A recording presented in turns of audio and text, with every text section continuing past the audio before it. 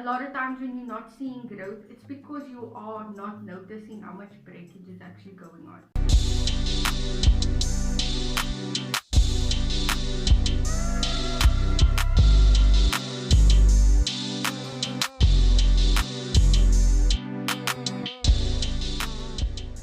Hi guys, what's up and welcome back to my channel. So if you're new here, my name is Afrolecia and over here, natural hair is the topic.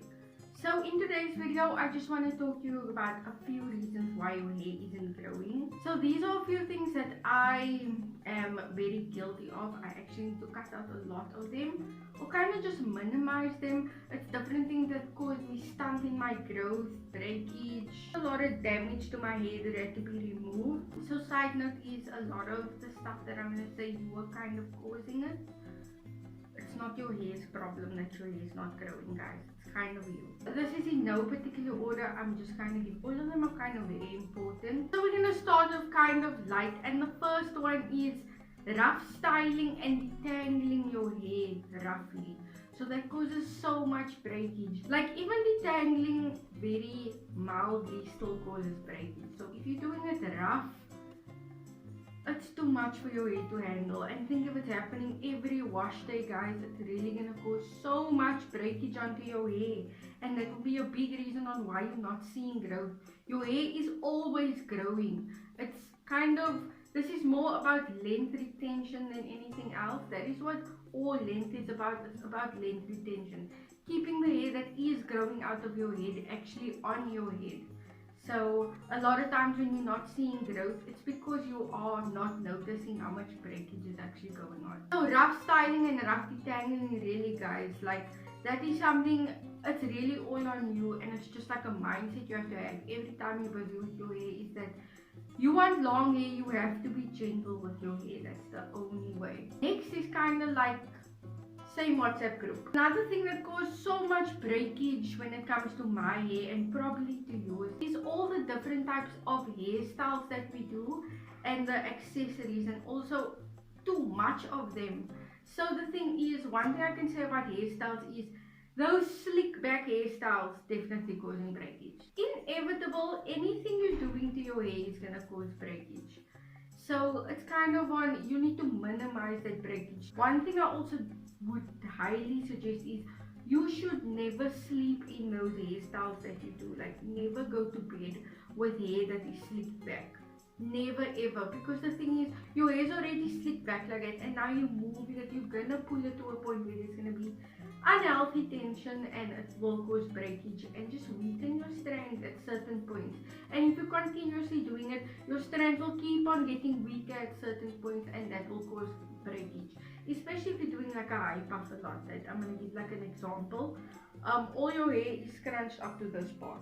So your hair is so much tension here in front, so you're breaking it off. Like then you don't even need to worry about splittings and stuff like that, because you'll be breaking it off at the root. We're not even trying to get damage down, we're breaking it off at the root. So yeah, you really want to be gentle with the hairstyles that you are doing. Try not to do such harsh tension hairstyles. Try to do like more twist styles. The more you're taking it out of its state of that it wants to be, the more damage it's causing. So try to have more hairstyles close to your hair. Like mine now, I am currently curl training with finger coils. So this is a hairstyle my hair is totally fine with being in. I just have to be very gentle when I actually do go to wash day. I will probably have a lot of detangles, but that's where pre-poo comes in. But yeah, I stick with hairstyles like this. Like I can wear this all week like this. My curls are gonna stay. And like twists also. That's a very low tension hairstyle. Things that is not pulling on your root. That is kind of what you want to do most of the time. When it comes to hair accessories, I would say this pom-poms, guys. It was a big thing. It doesn't cause like that pom-pom hole, but your hair, if you have coils like me, your hair gets so tangled in those pom-poms, guys. It's not great. And another thing is any pom-poms with that ridges on, try to steer clear of that. Even the ones where it's like a piece of glue that's just holding it together, it doesn't have a piece of metal.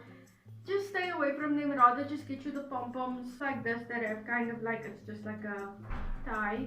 Even my pom-poms I get have hair pieces around, so it's not pulling out hair. Pom-poms are gonna pull out hair, but like, yeah, it just causes less tugging. And then with hair clips, guys, so I only use those bobby pins, and I use actual like clip-on clips, because anything with teeth is a no. And then some of those clips are so tight together that when you put it on and when you pull it out, you're gonna pull hair strands out with it. So really make sure that your clips are easy to open up and everything, and you should be good with hair styles and hair accessories. Next is something that to me I hardly speak about on my channel, because I think it should be like common sense to it actual, but like heat styling, chemical styling, and coloring your hair. Same WhatsApp group, gonna cause damage. Don't. Okay, you can do it. I'm not gonna say don't do it, because like even I want to do it to my hair and I'm so against. Like I want to do color to my hair and I'm so against it. But 4 out of 5 naturals that end up peroxiding their hair end up cutting off their hair. Like one prime example is Hazel Goddess, guys. Like we loved her with her curls and everything. Even to us it looked natural, but literally she cut it all off. Like it's not something, if her hair was fully natural she would just go to a big chop again. So I would really say, like, especially if you were natural with hair that's like not a year yet, don't color your hair, guys. Literally just stay against it. You might think it's gonna make you love your hair more, but you just learning to love your hair just as is will do so much for your hair. Like literally I had to fight myself to not add color just to make myself love my hair a bit more when I was transitioning, but I just fought through it. I knew of breakage because I did peroxide back then when I had straight hair, which was what made me go natural. So don't do damages to your hair like that, guys. Like that's really something you can do. I'm gonna do stuff like that when I actually get to my length goal. When I get waist length hair, that is when I will color, because then I'm happy with it. I know I've been through all the stages, but not when I'm like trying to get there.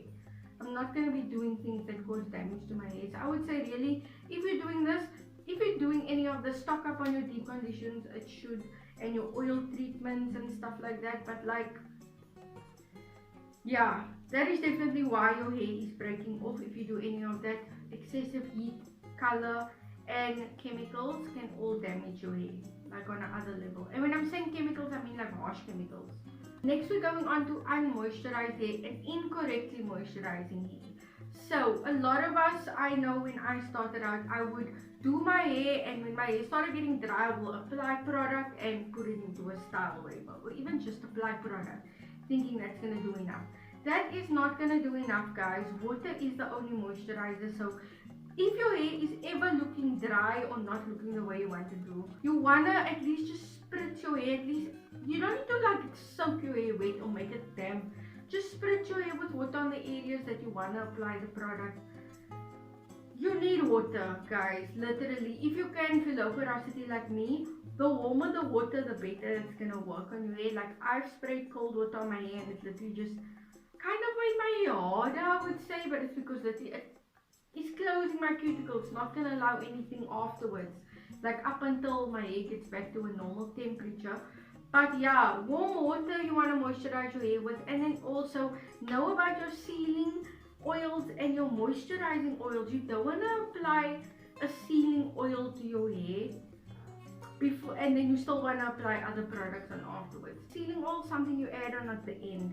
That is gonna close your cuticles, make sure everything stays inside that must be inside, and stay outside that is outside. So if you're somebody that uses a lot of oils on your hair, really might take note of what type of oil. Is it a sealant oil or is it a moisturizing oil? That will really affect how moisture is working on your hair, and unmoisturized hair is prone to breakage, guys. Dry hair is where the breakage is at, so you want to stay as moisturized as you can, because that's just going to keep elasticity and everything in your hair. That's not going to allow just straight up brittleness and breakage. Next is hand in hand with the moisture one that I just spoke about now. You need to have your balance right, because like I was speaking about all the moisture now, because that is kind of mostly what we focus on. But we don't want to forget that your hair needs protein. Protein is what's gonna keep your hair strong, guys. That way you pull on your hair and it doesn't just snap, like your hair actually pulls back on your head. You do want that in your hair because with natural and with combs, with brushes and all that stuff, you don't want to just be able to pull your hair out. So you're gonna wanna know how to add protein into your hair, whether that's a protein deep conditioner every now and then, or a protein mask, or a DIY protein treatment. You really wanna have that balance correctly. You don't wanna have hair that is over moisturized, because that is gonna stretch your hair out, and literally your hair is gonna seem so flimsy. It's gonna be very prone to breakage. Yeah, you just want to get your protein and moisture balance in check. I really would say I made a video, it's an old video, but it has a lot of great knowledge in, and it's kind of about jargon. I think I speak a lot about like the protein moisture balance in there, but I would really say if you were new natural, go and check that out, because it teaches you like the basic important stuff that's kind of boring to talk about. I don't want to go into all of that in this video, but it's a lot of things that, like, if you really want to take care of your hair, you should know a few of those stuff. So yeah, definitely go and check that out, and definitely make sure you know about the moisture and protein balance. Protein is going to keep that structure of that curl in place and keep it strong. And lastly, I left this because I feel like this is okay. I can't actually. Moisture protein balance is very important, and then this is another one. This is how to keep your hair. This is how to keep most of your hair on your head. And I would say is have a good nighttime routine. So like, as in, I don't mean you need to put on oils every night. You really don't need to do that, but you need to at least be protecting your hair. You need to sleep with a satin bonnet or have a satin pillowcase, one of the two. Like, guys, you don't know how much that's gonna help you. That is what, like, look at my curls now, and these are curls that have been slept on. Might not look the best, but it's still very much intact. Like, my curls are still very much there because I have a nighttime routine. Literally last night I just put on a bonnet. I didn't do anything special. You can just add a bonnet over your head. It will do much better than just going to sleep. But if you want to keep like volume, you feel like that pushes your curls flat, you can make your hair in a whole lot of different pom-poms. Otherwise, just tie your hair in a high puff and put your bonnet on. But really protect your hair at night. Your hair wants to be left alone. So think, when you're sleeping, your hair is in contact with something for like 8 to 9 hours straight. That is where my pillowcase can suck up just so much moisture and leave wherever I was laying on it so frizzy. Like, let me show you my back, guys. I have practically no frizz. And that's because I always protect my hair at night. And that is going to keep your hair... That's going to keep your hair longer through wash days. It's going to keep your curl intact longer. And it's just not going to dry out your hair. So yeah, I'd really say have a nighttime routine. And that's just my like basic tips that you can just start working on kind of immediately to help your hair routine work for you and help your hair grow. So yeah, because let me show you where my hair is at. Oh no, did I even get it now? Okay, if I look straight, my hair is just beneath my bra strap. My hair is just beneath my bra strap now. I'm trying to get it to waist length, like literally by the smallest part of my waist for this year. So I'm going to be doing a lot of these stuff, a lot of my DIY hair grows. You guys should really go check out my playlist, guys. I made playlists for you guys. So like literally, if you wanted to see curly hairstyles, want to see my DIYs, you just want to see my hair growth stuff, go onto my playlist on my channel and it should give you all the videos in different categories. You're welcome. And yeah, that's what I'm going to do this year to have my hair just grow. My hair doesn't look like it's below my bra though, but that's because shrinkage means health. So yeah guys, thank you so much for watching. I hope you enjoyed today's video, and if you watched this far, then please let me know one of the things that you are slacking on. I'm sure all of you guys are slacking on something that I mentioned on this video, something that you can work on, and tell me how you'll work on it. Yeah, this is kind of like school now. I'm giving you guys homework. But anyway guys, God bless. I hope you have a good 2022.